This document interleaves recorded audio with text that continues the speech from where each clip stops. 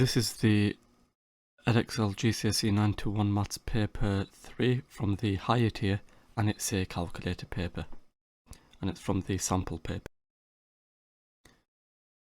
Question number 1. The diagram shows a trapezium ABCD and two identical semicircles. The centre of each semicircle is on DC. We have to work out the area of the shaded region. Give your answer correct to three significant figures. Well, here, to work out the shaded area, we need to work out the area of the trapezium, then work out the area of the two semicircles, and subtracting the area of the two semicircles from the trapezium will give the shaded area. And you'd also find that two semicircles make up a full circle. So two semicircles is a full circle. Now, to find out the area of a full circle, of course, we have to use pi r squared. But let's think about what the radius of the circle will be. Well, if the centre of each semicircle is on DC, and you can see here on the diagram that we have from D to this point here is half of the 12, which is 6. So this means that this length here is 6 centimeters. This will of course correspond to the diameter of the circle, and therefore the radius is half of this. So we have half of this being the radius for the circle. Half of the 6 is 3 centimeters. So with this we can find out the area of the circle. For the area of the circle, that's going to be given by pi times by the radius squared, so we multiply by 3 squared, and it turns out here we get 9 pi. So this is the area of the two semicircles. Let's now find out the area of the trapezium.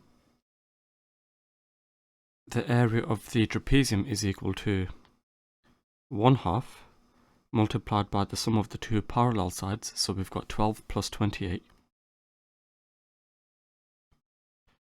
multiplied by the height, 14,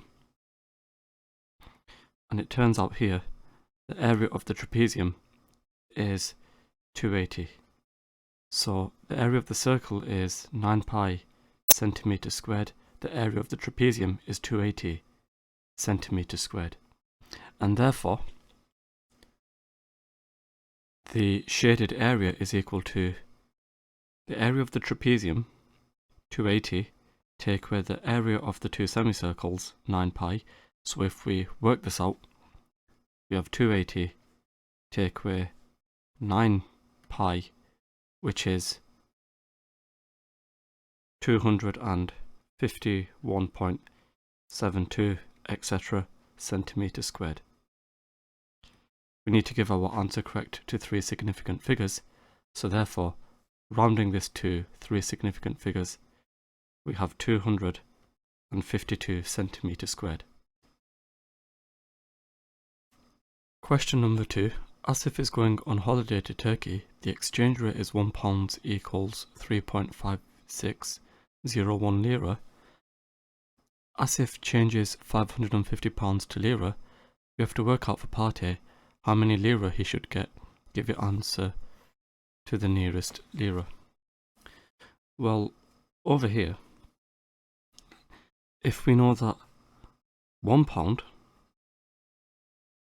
is equal to 3.5601 lira, we need to work out in this question how much £550 is in lira. So, to do this, of course, we need to multiply the 3.5601 by 550. So if we do that, we have 3.5601 times 550, which is equal to 1958.055 lira. And of course here we need to give our answer to the nearest lira. So to the nearest lira we have 1958. Now for part B of the question, Asif sees a pair of shoes in Turkey. The shoes cost 210 lira. Asif does not have a calculator. He uses £2 equals 7 lira to work out the approximate cost of the shoes in pounds.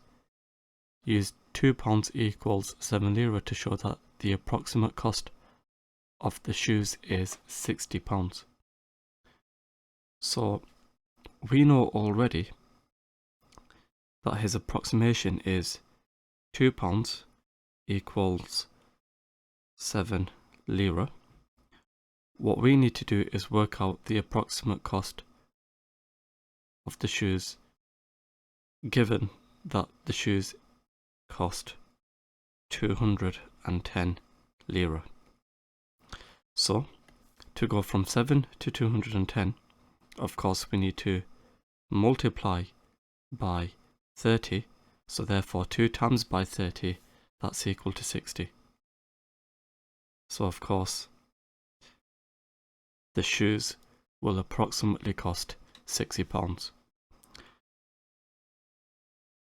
Now for part C, is using £2 equals 7 lira instead of £1 equals 3.5601 lira a sensible start to Asif's method to work out the cost of the shoes in pounds? You must give a reason for your answer. Well, we know already that he's using the approximation £2 equals 7 lira. And what this will imply is £1 equals 3.5 lira. And therefore, this is close to what we have here. That this result here is a good approximation. Question number 3. Here are the first 6 terms of a Fibonacci sequence. We've got 1, 1, 2, 3, 5 and 8. The rule to continue a Fibonacci sequence is the next term in the sequence is the sum of the 2 previous terms, and what we have to do is find out the 9th term of this sequence. So here we've been given the first 6 terms, so to find out the 7th term we need to add together the 2 previous terms. 5 plus 8, if we work that out, that's 13. Okay, so the 7th term is 13. The 8th term, 8 plus 13, this is 21. So the 8th term is 21. And the 9th term, 13 plus 21. This is 34. So therefore, the 9th term of the sequence is 34.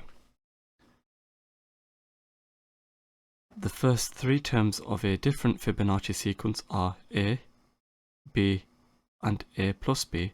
We have to show that the 6th term of this sequence is 3A plus 5B.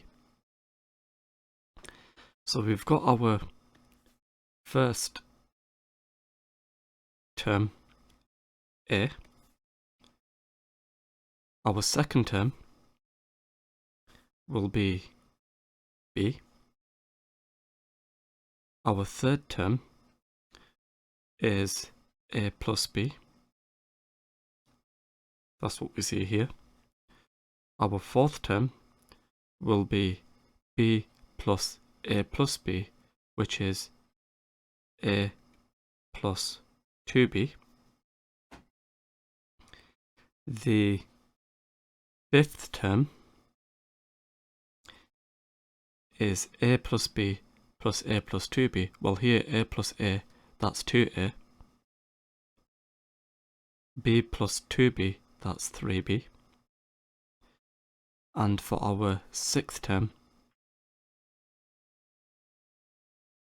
we have a plus 2b plus 2a plus 3b. Well, a plus 2a, that's 3a. And then 2b plus 3b, that's 5b. So therefore, the sixth term is 3a plus 5b. And now for part C, given that the third term is 7 and the sixth term is 29, we have to find the value of a and the value of b. So we know that the third term is equal to 7. So here we have a plus b equals 7. Okay, and we also know that the sixth term is 29, so the sixth term, that's 3a plus 5b. This is equal to 29.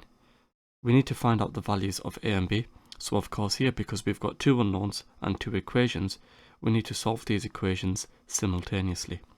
Well, let's call this top equation equation 1 and the second equation equation 2. From equation 1, we can see that a is equal to 7 minus b. We'll call this equation 3. And we will now substitute in equation 3 into equation 2. So we will substitute in equation 3 into equation 2. So we've got 3a. So 3 lots of 7 minus b plus 5b equals 29. 21 minus 3b plus 5b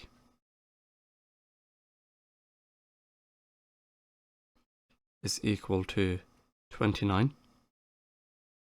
So rearranging, 2b is equal to 8, and therefore b is equal to 4. And knowing that b is equal to 4, we can use b equals 4 to find out the corresponding value of a. When b equals 4, a is equal to 7 minus 4, which is 3. So therefore, we have a equals 3, b equals 4. Question 4. In a survey, the outside temperature and the number of units of electricity used for heating were recorded for 10 homes. The scatter diagram shows this information, so we have the outside temperature in degrees C and the number of units used. Molly says, on average, the number of units of electricity used for heating decreases by 4 units for each 1 degree C increase in outside temperature. Is Molly right? Show how you get your answer. Well, before we do anything else, I think it will be a good idea to draw a line of best fit. So let's show the line of best fit. So we have something going through as many points as possible. Okay. And here is a pretty reasonable line of best fit. Okay. If we just edit this slightly, this is a reasonable line of best fit. Now, if we find out the gradient, that will determine whether shear is correct or incorrect. So, if we find out the gradient, well, let's just pick 2 points and then find out the gradient. So, for example, if we pick this point here, this point as coordinates 0 and 85, And if we pick, say, this coordinate, then here we've got coordinates 30 and 12. So now let's find out the gradient of this line. So the gradient of that line, we've got the change in y, so we go from 85 to 12, so we have 85 take away 12 over the change in x. The change in x, we have 0 take away 30. So if we work this out, 85 take away 12, and if I divide this by minus 30, we get minus 2.43, etc.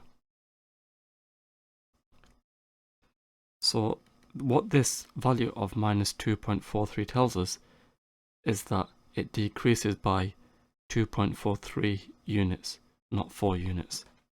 So let's just write all of that into words. So Molly is wrong because it decreases by 2.43 units for each degree increase, not 4. Now for part B, you should not use a line of best fit to predict the number of units of electricity used for heating when the outside temperature is 30 degrees. Give one reason why. Well, what you can see is we have data everywhere here. Okay? This is where our data is. And you can see 30 degrees is outside of the data set. So when we come to give a reason why we should not use a line of best fit to predict the number of units of electricity used for heating when the outside temperature is 30 degrees, well, 30 degrees is outside of the data set and therefore you would have to extrapolate. Question number 5. Henry is thinking of having a water meter. These are the two ways he can pay for the water he uses. So with a water meter, a charge of £28.20 per year plus 91.22p for every cubic meter of water he used, and 1 cubic meter is equal to 1000 litres. Without a water meter, we have a charge of £107 per year. Henry uses an average of 180 litres of water each day. Use this information to determine whether or not Harry should have a water meter. Well, let's see how much water he uses a year. And from this we can find out how much he will have to pay by using a water meter. So if he uses an average of 180 litres of water each day, there are 365 days in a year, so 180 litres multiplied by 365. This will tell us that if we work all of this out, we have 180 times 365. This tells us that he uses on average 65,700 litres of water per year. Okay? And we can now divide this by 1000 to find out how many cubic meters this is, because from this we can figure out the cost for every cubic meter. So we're going to divide this by 1000. So that tells us that this is equivalent to 65.7 cubic meters per year of water he's using on average. Now we can find out the cost for using all of these cubic meters. Now, first of all, we were told that for every cubic meter the cost is 91.22p, and if we divide this by 100 we can find out what 91.22p is in pounds. So 91.22 divided by 100, this is equal to 0.9122. So the cost for every cubic meter of water used is 0.9122. So therefore, the total cost is equal to the fixed charge of £28.20 plus the cost for every cubic meter of water used. So here we're going to multiply the 65.7 by the 0.9122. So if we work all of this out, we multiply this value by 65.7 and then add on the 28.20, it turns out here that the total cost is £88.13. Of course, we need to round our answer to 2 decimal places because we're dealing in pounds and pence. Now, if we compare this to the cost of no water meter, which has a charge of £107 per year, we can therefore conclude that a water meter is cheaper. Question number 6. Liz buys packets of coloured buttons. There are 8 red buttons in each packet of red buttons. There are 6 silver buttons in each packet of silver buttons. There are 5 gold buttons in each packet of gold buttons. Liz buys equal numbers of red buttons, silver buttons and gold buttons. How many packets of each colour of buttons did Liz buy? Well, to do this, the key in this question is to realise she buys equal numbers of buttons. So we need to find out how many buttons she buys in total. And we can do this by finding out the lowest common multiple of 8, 6 and 5. So let's just write that down. We need to find the lowest common multiple of 8, 6 and 5. So 8, of course, is equal to 2 times by 4, and the 4 we can further split up into 2 times by 2. 6 we can split up into 2 times by 3, and 5, of course, we'll leave this alone for a second. So when we come to find out the lowest common multiple of 8, 6 and 5, this is equal to 2 times by 2. So let's just talk through this. We've got a 2 common here. We've got another 2 here.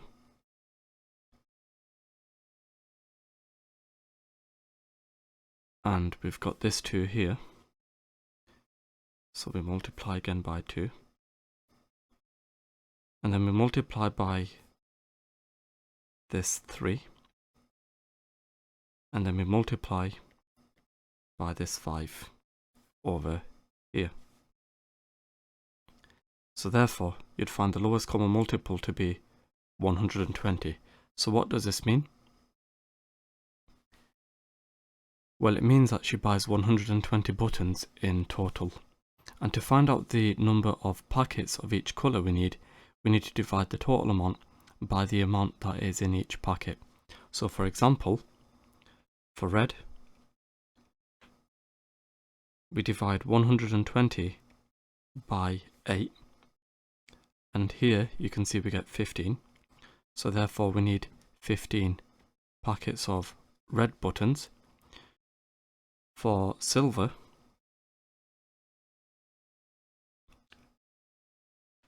we divide 120 by the 6, and if we work this out, we get 20, so we need 20 packets of silver.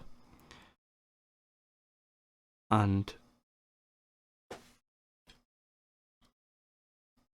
for gold, we divide 120 by the 5, and it turns out here we get 24. So therefore we need 24 packets of gold buttons. Question number 7. The cumulative frequency table shows the marks some students got in a test, so that's what we see here. And on the grid we have to plot a cumulative frequency graph for this information. So let's just show this. So here is our cumulative frequency diagram, and of course let's just talk through how we did this. We have at the mark 10 we've got 8, at the mark 20 we've got 23, at the mark 30 we have 48, at the mark 40 we have 65, at the mark 50 we have 74, and at the mark 60 we've got 80, and then we join all these up with a smooth curve as we see here. Now for part B we have to find the median mark. Well, what we need to do, because we have over here 80 pieces of data, if we divide 80 by 2 we get 40, so we need to find the mark that corresponds to a cumulative frequency of 40. So here's our ruler. Let's go across from 40 and let's work our way down to find out the median mark. So let's just find out the corresponding point. As we see here, you can see the median is, well, here we've got 20, 1, 2, 3, 4, 5, 6 and a half. So we've got 26 and a half for the median. And now for part C, students either pass the test or fail the test. The pass mark is set so that 3 times as many students fail the test as pass the test, and we have to find an estimate for the lowest possible pass mark. Now, if we take a look at the information given, the ratio of failure to pass is equal to 3 to 1. This is because 3 times as many students fail as pass. So for every 1 who passes, 3 fail. So what does this mean over here? Well, it means that we have 75% failure amongst the students. Now, if we work out what 75% is of 80, that corresponds to a cumulative frequency of 60, and from that we can find out the corresponding mark. And from that we can deduce the pass mark.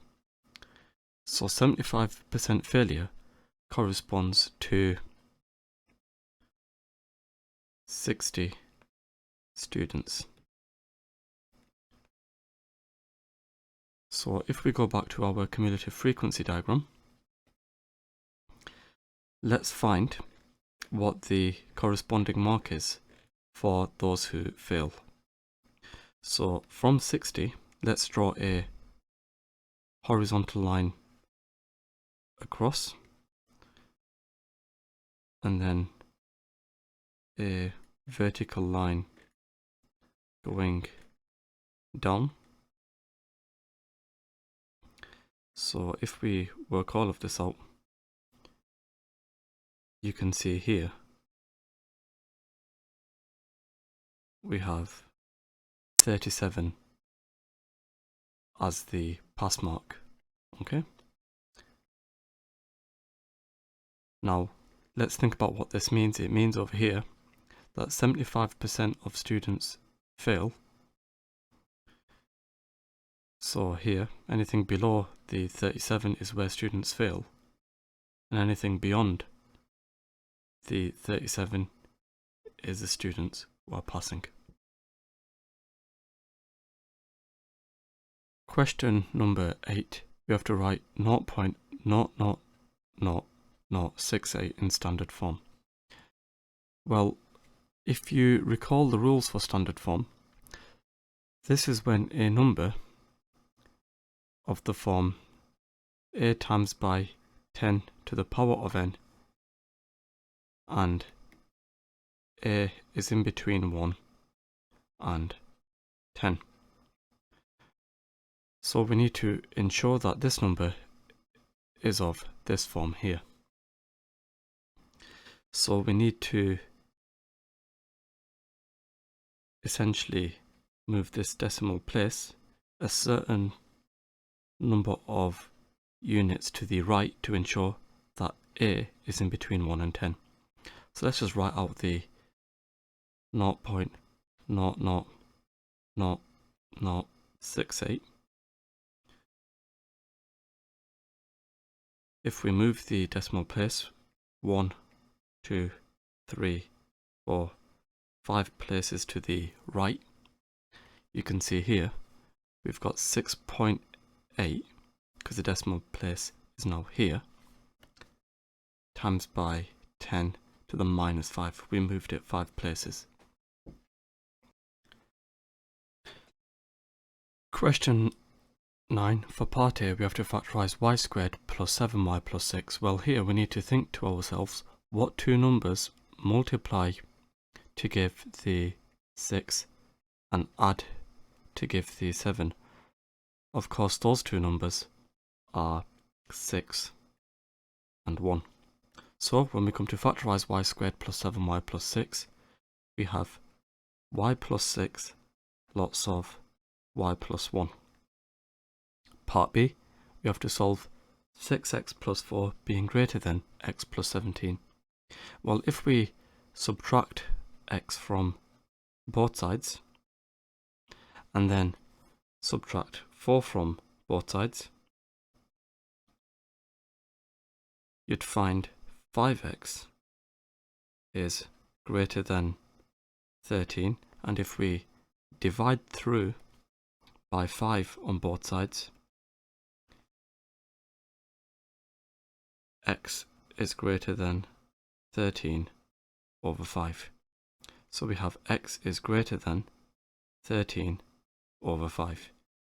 For part C, n is an integer where minus 5 is less than 2n, which is less than or equal to 6. We have to write down all the values of n.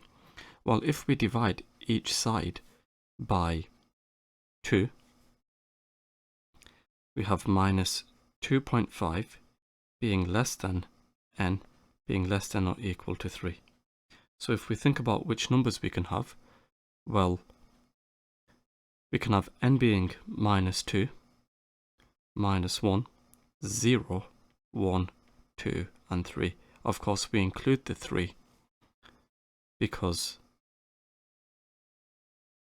we have a n being less than or equal to 3. Question number 10. The function f is such that f of x is equal to 4x minus 1, and for the first part of the question we have to find the inverse of f. Well, the first thing we do is replace f of x with y. So we have y equals 4x minus 1. We then swap the x and y. So if we swap the x and y, we have x equals 4y minus 1. We now need to rearrange for y. So if we add 1 to both sides, 4y is equal to x plus 1, and therefore y is equal to x plus 1 over 4. And finally, we replace the y with the inverse function, so therefore the inverse of f of x is equal to x plus 1 over 4. Now for part B of the question, the function g is such that g of x is equal to kx squared, where k is a constant, and given that f of g of 2 is equal to 12, we have to work out the value of k. Well, first thing we can do is work out what g of 2 is. G of 2, this is equal to, if I substitute 2 into here, we've got k lots of 2 squared, which is equal to 4k. So therefore, f of g of 2 is equal to f of 4k. So we substitute in 4k here. So we've got 4 lots of 4k minus 1. So we end up with 16k minus 1. Now because this is equal to 12, you can see here 16k minus 1 is equal to 12. 16k is equal to 13, and therefore k is equal to 13 over 16. So therefore k is equal to 13 over 16. Okay?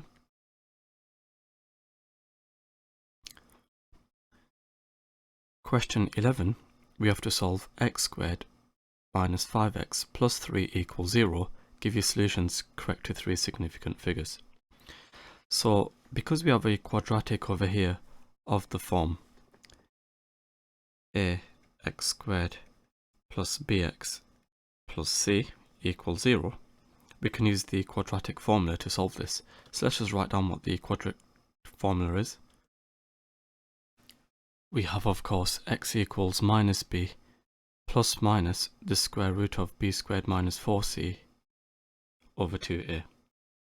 So you can see here, a is equal to 1, b is equal to minus 5, and c is equal to 3. So now, if we use the quadratic formula, we have x equals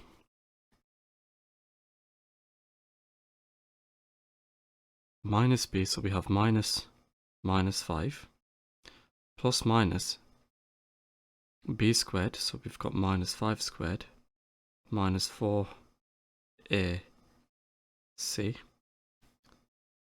This is square rooted. And then we divide by 2a. So if we work out what x is, you'd find here, using our calculator, now make sure you type everything in properly, we have minus 5 plus the square root of minus 5 squared minus 4ac over 2a.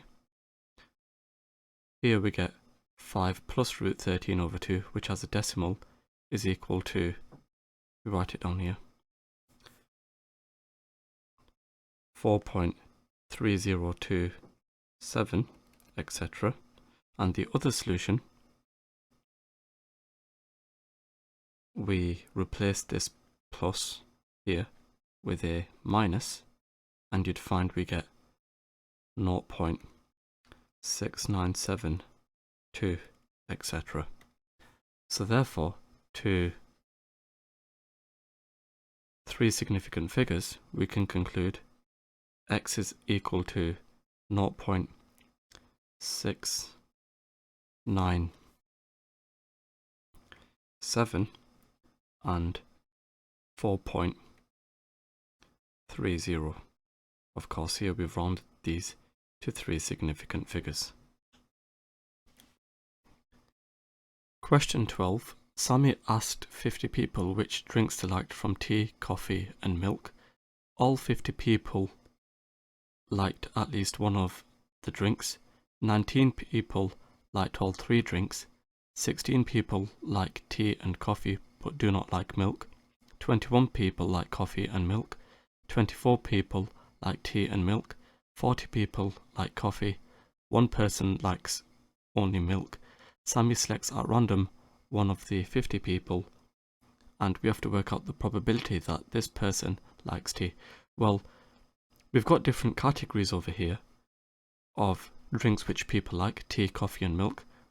We're finding out probabilities, so it makes sense for us to represent all of this information in a Venn diagram.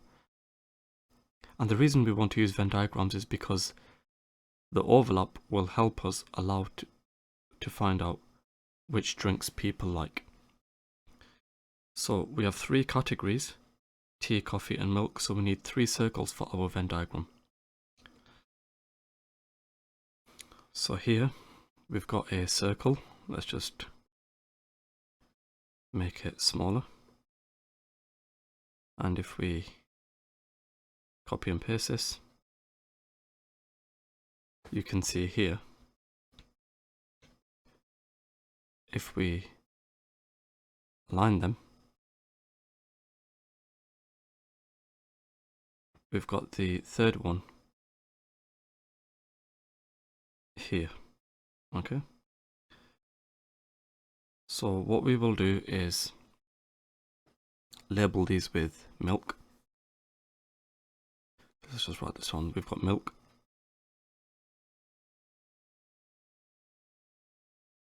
We have coffee. And well, let's just put tea here. And we've got milk over here. Okay, now we need to draw a square around this to represent the set of people. Now there's 50 people in total, and at least 50 people like at least one of the drinks, so nothing goes outside of the circles of the Venn diagram. Now we were told that 19 people like all 3 drinks, so 19 people liking all 3 drinks, that goes here. We know that 16 people like tea and coffee but do not like milk, so 16 goes here. We know that 21 people like coffee and milk, so coffee and milk, this total here adds up to 21, so here 19 plus 2 gives the 21. 24 people like tea and milk, so tea and milk equals, the intersection here equals 24, so 19 plus 5 gives the 24. 40 people like coffee, so to find out how many people like coffee, 16 plus 9, well, we've got 40 people in total. Take away the 16 who like both tea and coffee. Take away the 19 who like all 3. Take away the 2 who like milk and coffee. So here we get 3. And only 1 person likes milk. So we know that 1 person likes milk. And we also know that if we just grab a different colour, We also know that there's 50 people in total, so we can use this information to find out how many people like tea only. So we've got 50, take away the 16, take away the 3, take away the 5, take away the 19, and then the 2, and then the 1 from here. So it turns out here we get 4. Okay? So only 4 people like tea only. So we're finding out the probability that this person likes tea. Well, the total amount for tea, we've got 4 plus 16 plus 5 plus 9, which is those who like tea. So the probability of those who like tea is equal to 4 plus 16 plus 5 plus 19 over the 50. So here we're going to get 44 over 50, which is equal to 22 over 25. So we have 22 over 25. And now for part B, given that the person selected at random from the 50 people likes tea, we have to find the probability that this person also likes exactly one other drink. So, first of all, probability that this person likes tea, that is, well, the number of people who like tea only is 44. So our probability is out of 44, and of those 44 we need to find the probability that they like exactly one other drink. So they like tea only, sorry, they like tea and exactly one other drink. Well, we've got the 16 from the coffee and 5 from the milk as well. So here we've got the 16, okay, plus the 5 from here. So what you'd find then is this is equal to 21 over 44. So we have 21 over 44. Question number 13. ABCD is a rhombus. M and N are points on BD such that DN is equal to MB. And we have to prove that the triangle DNC is congruent to the triangle BMC. So first of all, we know that DN, which is this length here, is equal to MB, which is this length here. So let's just write that down. So we've been given DN equals MB. Now DC, this length here, is equal to this length here because the sides on a rhombus are equal. Let's just write that down. So DC is equal to BC because the sides on a rhombus are equal. Now, because of that, we can conclude that DCB, the triangle DCB, is isosceles because this length is equal to this length. So let's just write that down. So the triangle DCB is isosceles because this length is equal to this length here. And because of that, we know that the base angles in an isosceles triangle are equal. So this angle here is equal to this angle here. So let's just write that down. So NDC is equal to CBM because the base angles in an isosceles triangle are equal. So therefore, we have side angle side. So let's just write this down. We have the side angle side condition, and therefore we can conclude that the triangles are congruent. Question 14. For part A, we have to show that the equation x cubed plus 4x equals 1 has a solution between x equals 0 and x equals 1. Well, before we do anything else, let's rearrange so we have something equal 0. In other words, if we subtract 1 from both sides, you can see here we've got x cubed plus 4x minus 1 equals 0, and therefore we can define f of x to equal x cubed plus 4x minus 1.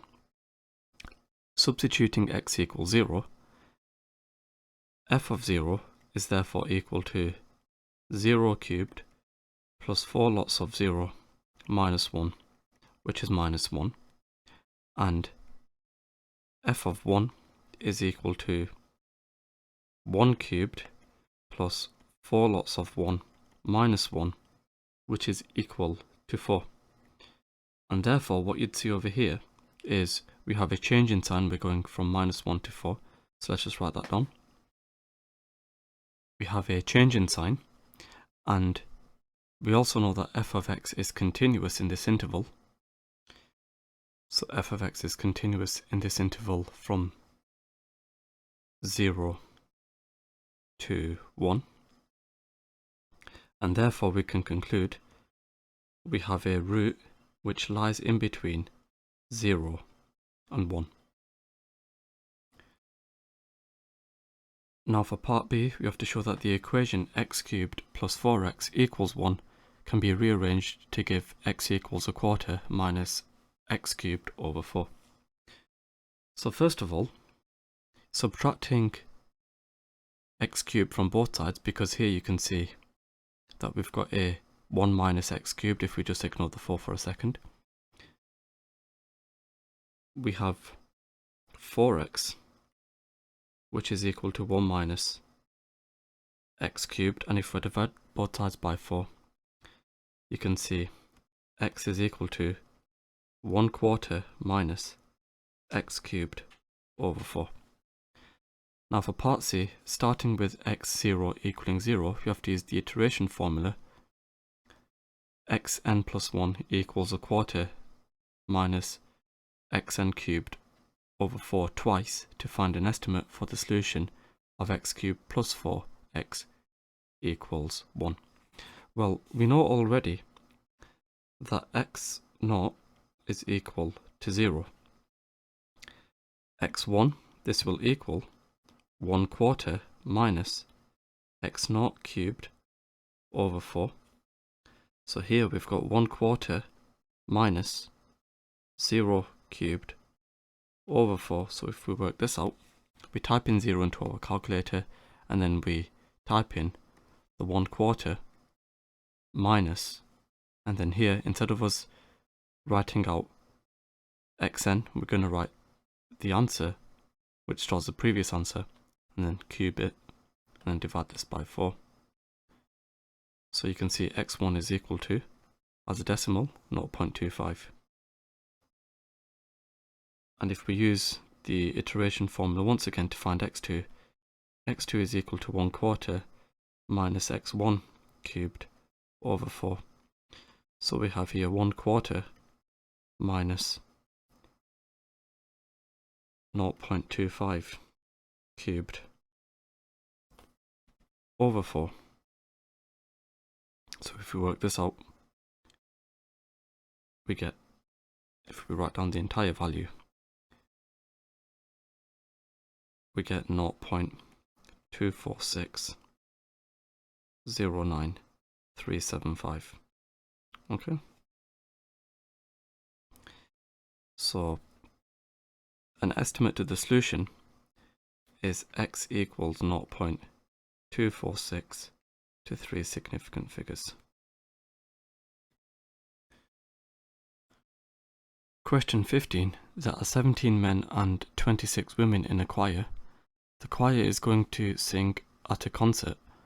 One of the men and one of the women are going to be chosen to make a pair to sing the first song. For part A, we have to work out the number of different pairs that can be chosen. Well, if there's 17 men and 26 women, all the different combinations will give 17 times by 26, which is equal to 400 and 42.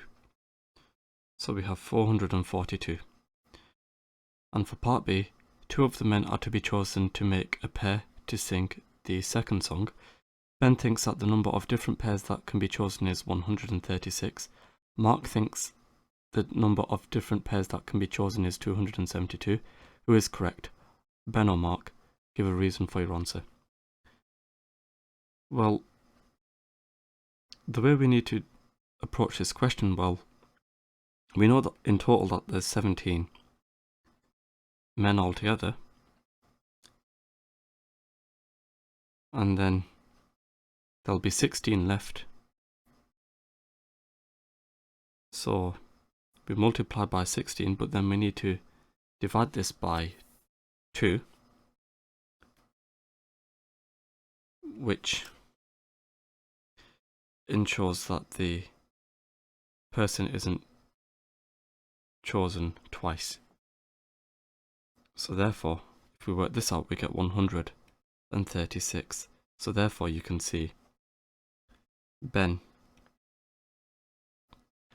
is correct.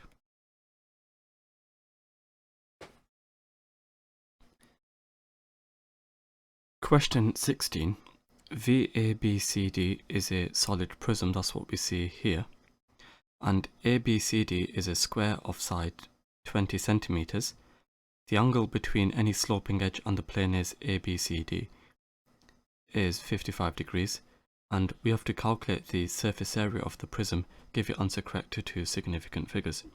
Well, for us to work out the surface area, we need to find out the area of these 4 triangles here, and then add on the area of the square. So first of all, what does it mean that the angle between any sloping edge and the plane ABCD is 55 degrees? Well, here we've got a sloping edge. Similarly, here we've got a sloping edge. Here we've got a sloping edge. And here we've also got a sloping edge. And the plane ABCD is this square here. So the angle between these edges and the plane is 55 degrees. So let's show that over here. The angle in between the sloping edge and the plane is 55 degrees. Okay, so that refers to this line over here. So what we need to do is find out the area of one of the triangles somehow. Well, let's think about how we can do this. Well, let's draw out the triangle which we need to calculate the area of to help visualize what we need to do. So here we've got the triangle ABV, and of course this will be the same as BCV, ADV and DCV. Okay, so let's just show this triangle here. Here we've got B, A and V. And we know that this length here is 20 centimeters. Well, if you think about it, to find out the area of the triangle, there's a couple of ways of going about it. One way is to multiply the base by the height and then divide by 2. So if I somehow know the height of the triangle over here, so if I know this height, then we can find out the area of this triangle, because I know already here I've got 20 centimeters. So if I know the height, I can find out the area of one of these, multiply it by 4 to find all the 4 triangles, and then add on the square at the bottom. So for that, well, if I know what this length is, I can use Pythagoras to find out what this height over here is. So for me to find out what that is, I need to first of all find out what AC is, and then half the length of AC to find out the length here, and then this length here. So let's just draw out what I need to show. We have, of course, here, if we draw this out, we have A, C, and then we've got V over here. Okay, so what we will now do is find out what this length here is, and we know that this angle here is 55 degrees. Okay, so the length AC we can find through Pythagoras, because we know, because we have a square, here we've also got 20 centimeters. So AC will equal 20 squared plus 20 squared square rooted.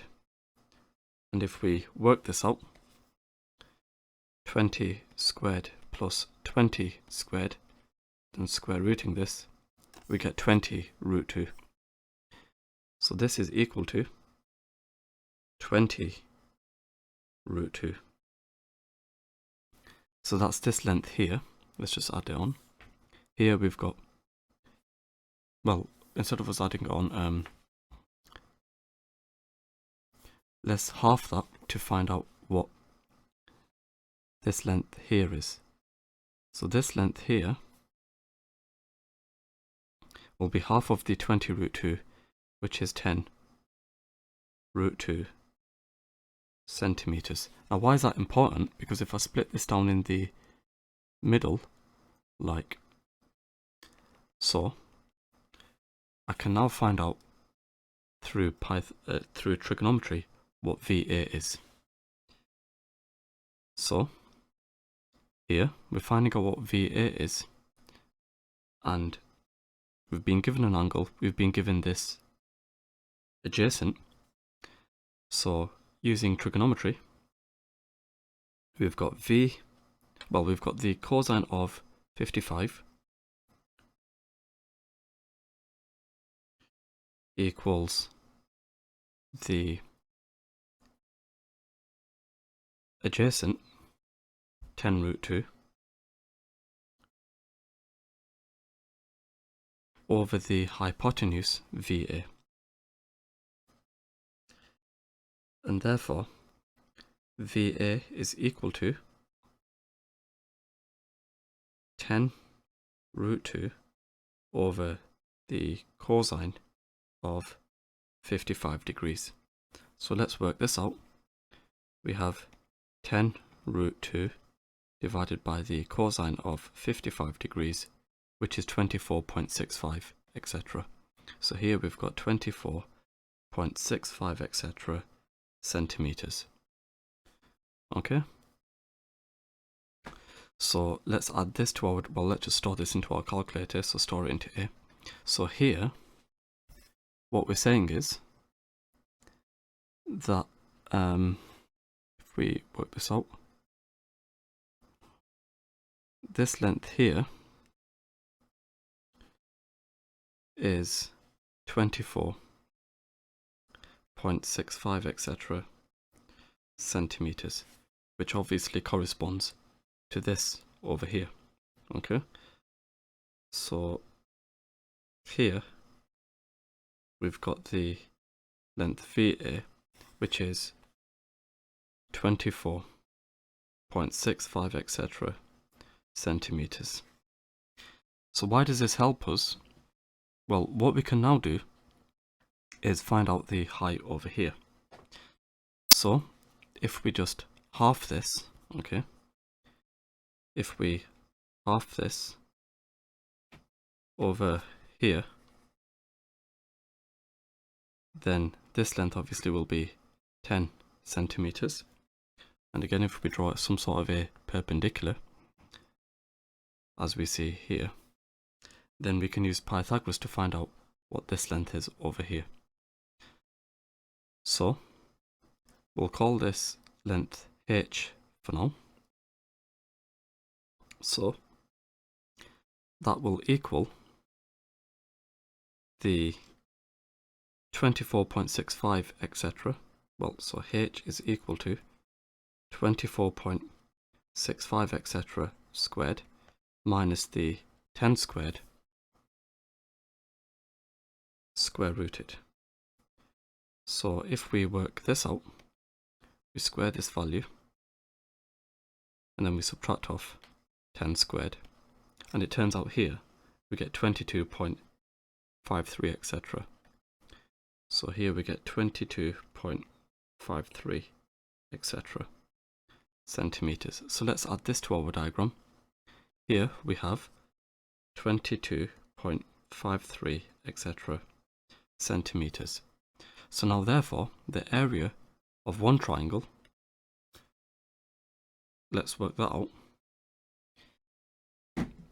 The area of one triangle, that's going to equal 1/2 times by the base, which we know to be 20. We mentioned that before.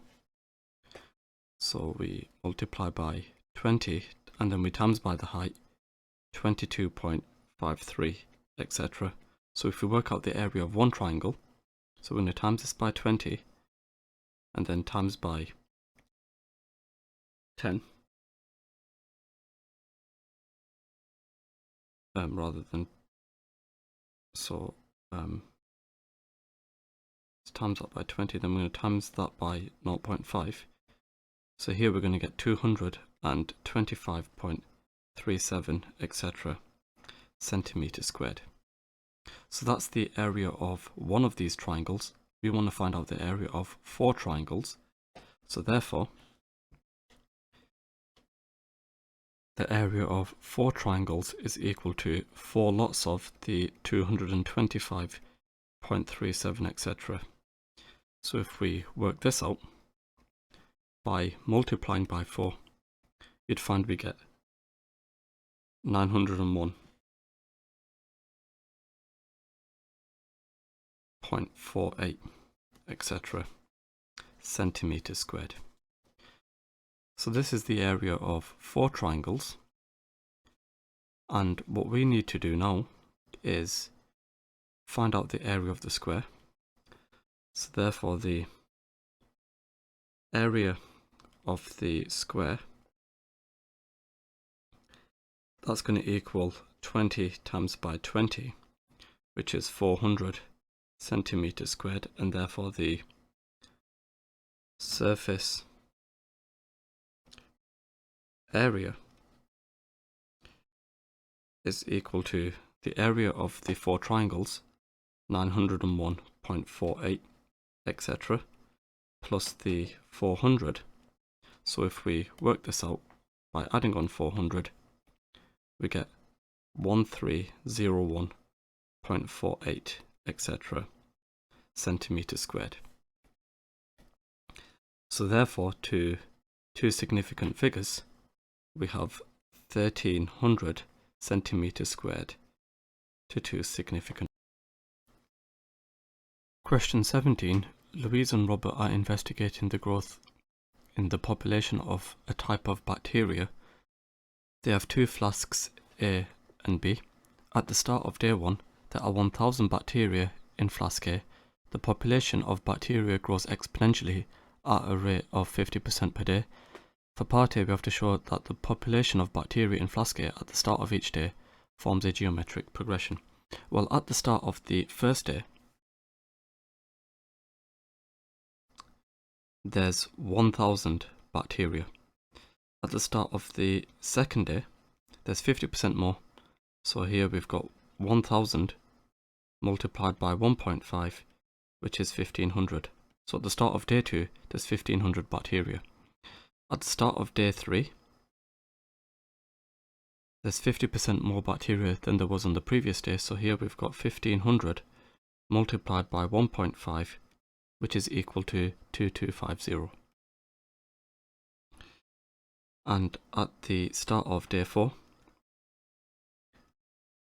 there's 50% more than there was at the start of the previous day. So here we've got 2250 times 1.5, which is equal to 33 575.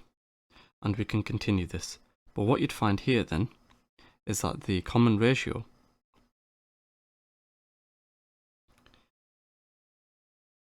is equal to 1.5. And therefore we can conclude that the amount of bacteria, because we have a geometric progression, we have the original amount 1000, so this is the amount at the start.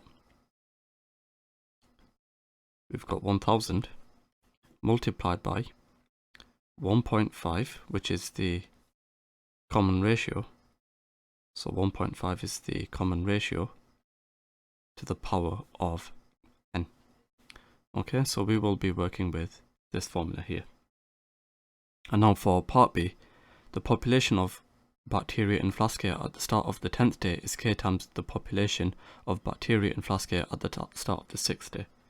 So if we use this formula for the 10th day, the amount of bacteria we have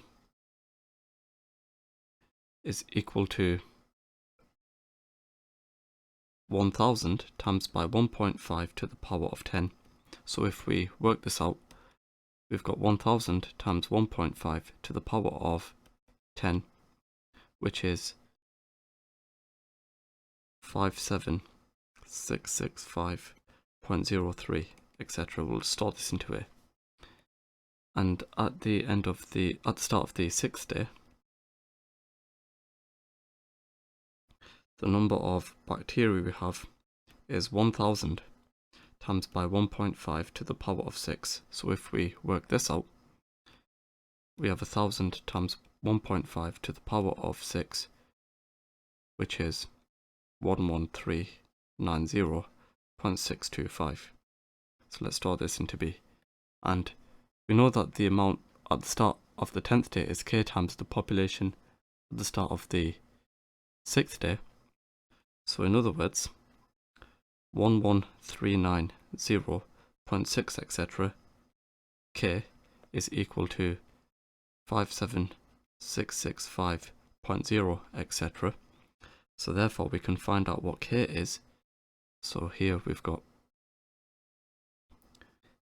A divided by this, which is 5.0625.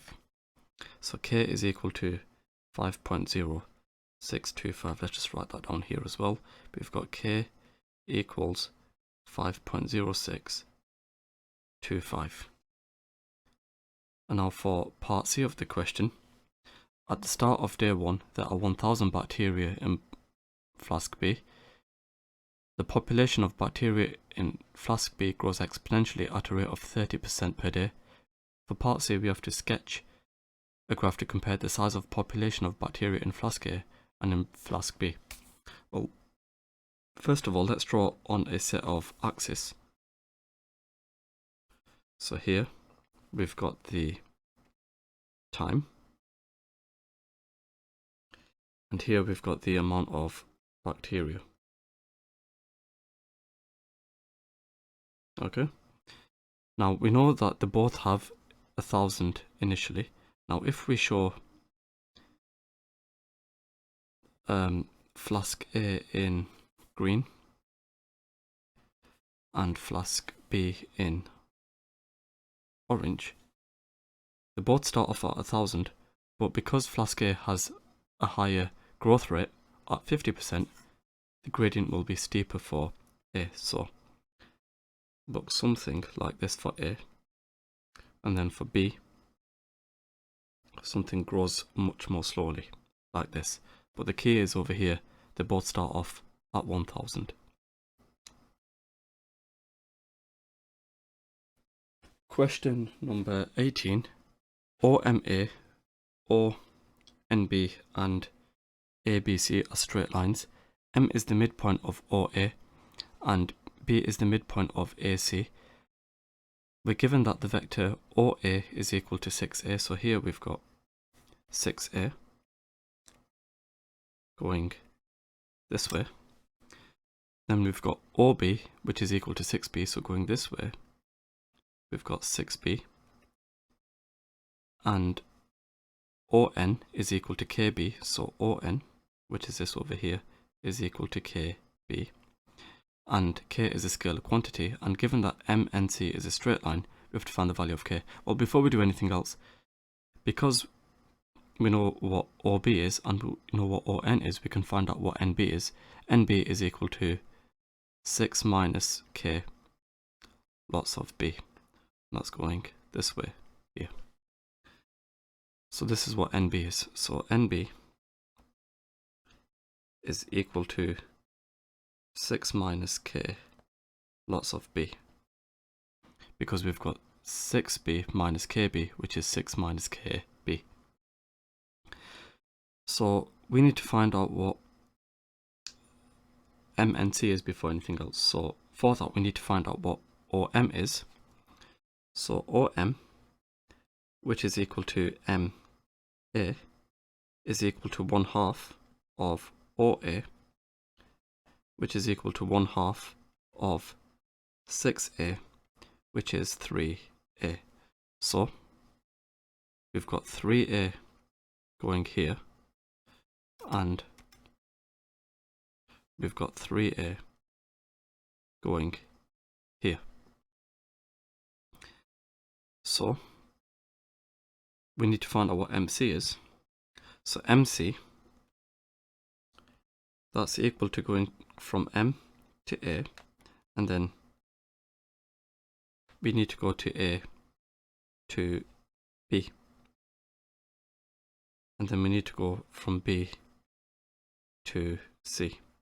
Now for that, we need to actually find out what AB is. So AB is equal to, well, we're starting at A, finishing at B, so here that's going to be equal to AO plus OB. So AO, that's going to be minus 6A, and then we've got OB, which is equal to 6B. So here we've got 6B minus 6A. Okay, so that's going this way. And because B is the midpoint of AC, this is also equal to 6B minus 6A going this way. So if we work this out, we have MA, which we know is 3A, plus AB, which is 6B minus 6A, and then we've also got 6B minus 6A. And if we work this out, we get minus 9A plus 12B. Now, if KNC is a straight line, that means MN is a multiple of MNC. So first of all, let's find out the vector MN, starting at M, finishing at N. That's going to equal MO plus ON. So here we have MO plus ON. So MO, that's going to equal minus 3A, and then we add on the KB. And if we compare the components, well, let's first of all write this down. As MNC is a straight line,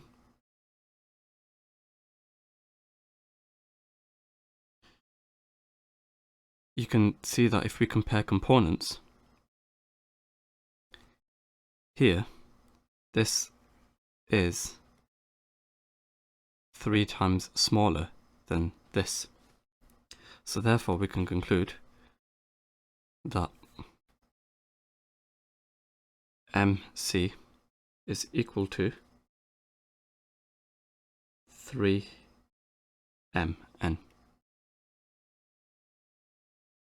Okay, so therefore to find out what K is, we need to divide 12 by 3. So therefore K is equal to 12 over 3, which is 4. So K is equal to 4.